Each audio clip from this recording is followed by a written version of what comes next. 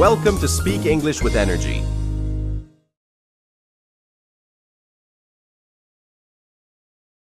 Hello and welcome to Speak English with Energy. I'm Lisa, and I'm here with Victor, and today we're talking about English interviews. That's right. Why you keep failing them, and what you can do to improve. I remember a time when I had to give a presentation in English class.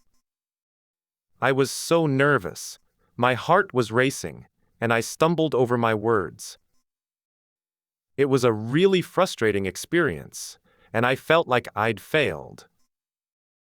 That sounds really tough, Victor, but what did you learn from it? For many English learners, interviews can be a big obstacle to overcoming. Exactly, and that's why we want to explore this topic today, to help you succeed.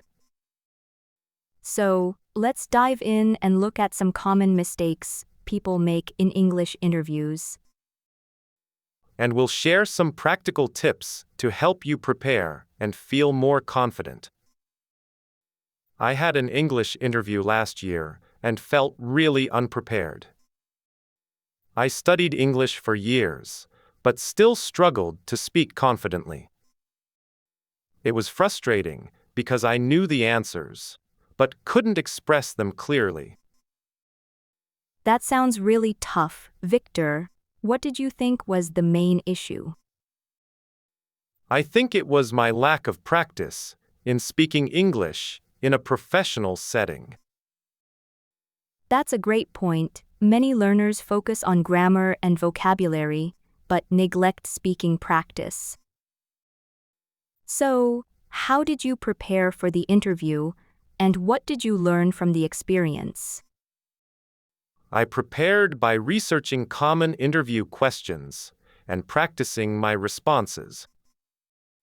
But I realized that I needed to improve my pronunciation and fluency to sound more natural. I started listening to English podcasts and speaking with native speakers to improve my skills. Those are excellent tips, Victor, and I'm sure our listeners can learn from your experience. Let's explore some other common mistakes people make in English interviews, like using overly formal language. Yes, and another mistake is not being able to think on your feet and respond to unexpected questions. Exactly. So we'll discuss some strategies for handling those situations and feeling more confident. One common misconception is that you need to be perfect in English interviews. That's really interesting. Can you give an example of how this misconception affects people? I knew a friend who was applying for a job in the US. He was so focused on speaking perfectly that he ended up not being himself in the interview. He used very formal language and tried to use complex grammar, which actually made him seem less confident. That makes sense, because when you're trying too hard to be perfect, you can come across as insincere. It's better to be natural and authentic, even if you make a few small mistakes. Exactly, and my friend learned that the hard way after not getting the job. He realized that the interviewer was looking for someone who could communicate effectively, not someone who was perfect in English. So, what if our listeners are still struggling with this idea of being perfect in English interviews? Well, I think it's helpful to remind them that it's okay to make mistakes and that it's a natural part of the learning process. And it's also important to practice speaking in everyday situations, so it feels more natural in an interview setting. Yeah, like speaking with a language exchange partner or watching English TV shows and trying to summarize what you've watched. Those are great tips. and I think our listeners will find them really helpful in their own English language journey. One common mistake is trying to use very formal language in interviews. That can sound unnatural, right? Exactly, and it's better to practice using everyday English.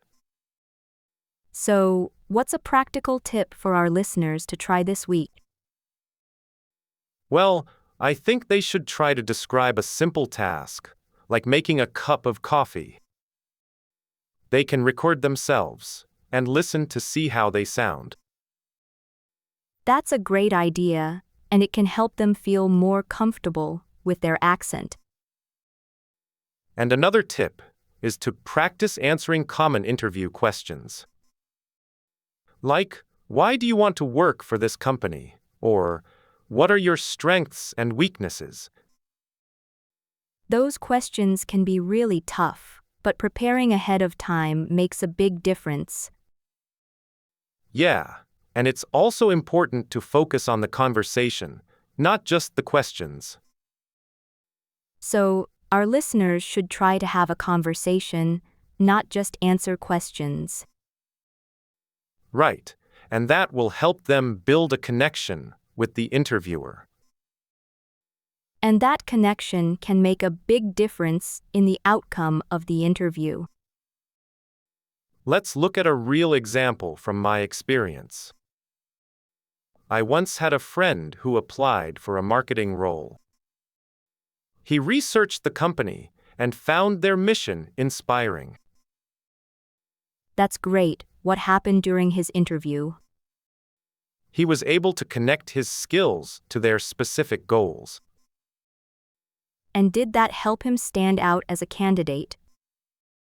Yes, he got positive feedback from the interviewer afterwards. I see, so it made a big difference in his confidence. He actually got the job and is still working there today. That's a wonderful outcome. Thanks for sharing. So, let's recap what we've learned today.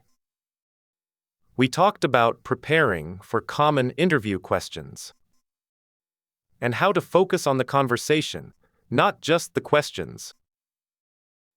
That's right, and building a connection with the interviewer is key. One actionable tip is to research the company beforehand. This will help you understand their values and goals. Exactly, and that will make your answers more relevant and interesting. By doing so, you'll show your enthusiasm and motivation for the role. I think that's a great point, Victor, and it can make a big difference. Now, let's wrap up today's episode with a positive note. Goodbye, and see you next time on Speak English with Energy. Thanks for listening. If you enjoyed this episode, don't forget to like, share, and subscribe. Keep learning, keep growing, and keep speaking English with energy. See you in the next episode.